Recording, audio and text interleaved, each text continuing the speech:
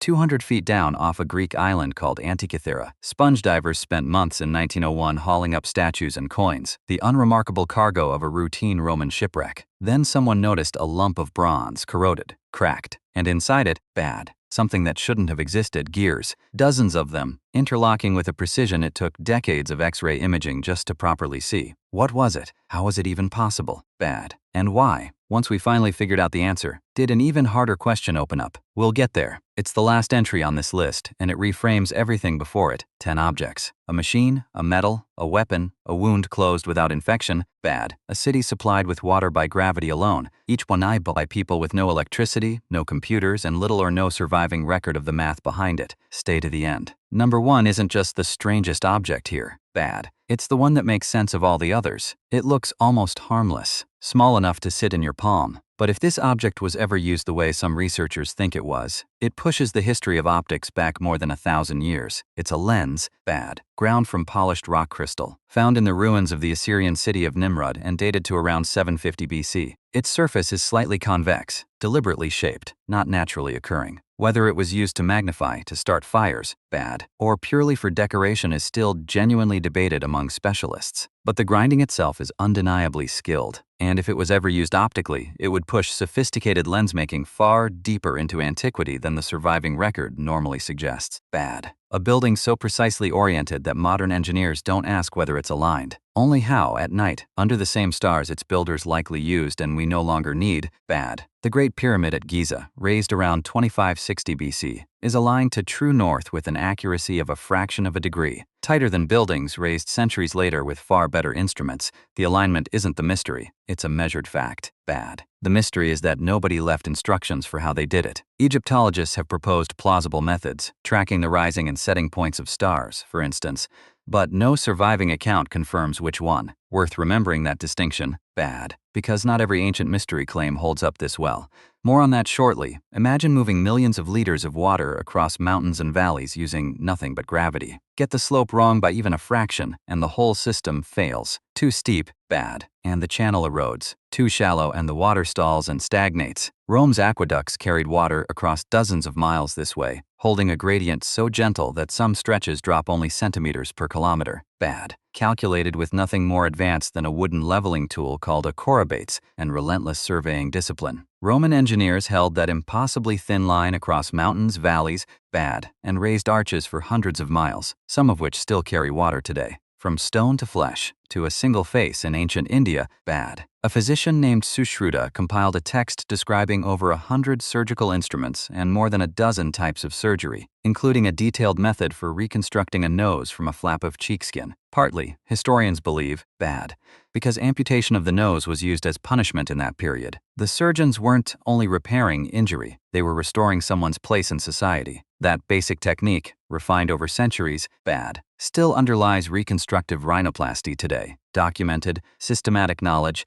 practiced roughly 2,000 years before germ theory existed to explain why any of it worked. A weapon so effective its own inventors made sure it would die with them. Bad. In the 7th century, Byzantine Constantinople faced annihilation from Arab fleets by sea, and survived using a liquid incendiary their enemies called Greek fire, sprayed from bronze siphons, reported by Byzantine chroniclers to keep burning even on water. Bad. It broke besieging fleets more than once. It became one of the most tightly guarded state secrets in history, restricted to a handful of people, never fully written down. Historians still debate its precise composition. Naphtha and quicklime are leading candidates. Bad. The secret-keeping worked. It died with the empire, a blade sharp enough to part silk in mid-air without shattering in combat. Damascus steel was forged from a specific imported ingot known as woots. Bad. Under magnification it shows wavy banding from carbide structures, forming at a microscopic scale. A pattern tied to the specific raw materials, temperatures, and forging practices used in producing the original steel. Bad. A handful of researchers have reported traces suggestive of even finer structures in old blades.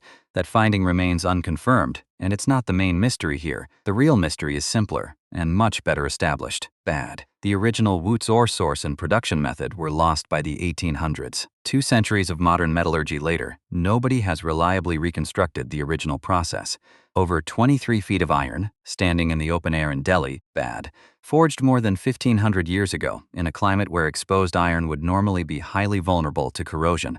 It shows almost none. Metallurgists eventually traced it to an extremely pure ore and a smelting process that unknowingly produced a thin, bad, self-protecting layer on the surface. A level of passive corrosion resistance modern industrial steel still struggles to match. It fits in the palm of your hand, sits in the British Museum, and plays a trick on light itself. In daylight, bad. The Lycurgus cup is jade green. Lit from behind, it glows blood red. Nobody could explain that for over 1,000 years, until electron microscopes found the answer. Gold and silver particles embedded in the glass, ground down to roughly 50 nanometers. Bad. An astonishing level of material control for the ancient world. Roman workers did something that should have doomed the structure. They poured concrete directly into seawater. By modern standards, bad. That sabotage is curing, which is why today's engineers work hard to keep water away from wet concrete. Yet Roman piers built this way are still standing after 2,000 years submerged. Bad. While some 20th century marine concrete has needed repair within decades. Researchers examining samples near Naples found rare mineral crystals growing inside the concrete as seawater seeps through it, reinforcing the structure instead of eroding it. Bad. The Romans hadn't just resisted the ocean. They'd built something the ocean makes stronger. Before number 1, a word on what doesn't belong on this list. The so-called Baghdad battery, a clay jar with a copper cylinder and iron rod, often presented online as ancient electrical technology, is far more likely, according to mainstream archaeologists, bad, to have been a container for scrolls or sacred objects. No convincing evidence of intentional electrical use has ever accompanied it. 9 extraordinary technologies backed by strong evidence make a better story than 10. If the 10th one is built on speculation, bad. Which brings us back to where we started. That bronze lump from the wreck. Decades of X-ray imaging eventually revealed over 30 interlocking bronze gears,